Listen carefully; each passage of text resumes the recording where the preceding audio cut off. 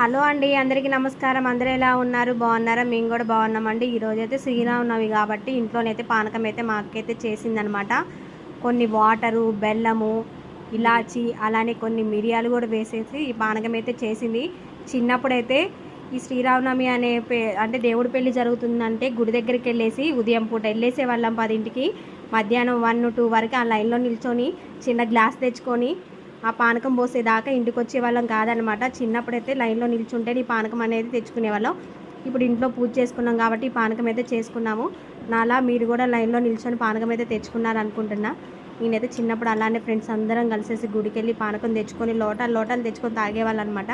ఈ పానకం చాలా టేస్ట్గా చాలా బాగుంటుంది. ఈ శ్రీరామనవమి రోజు స్పెషల్ అనమాట ఈ పానకము.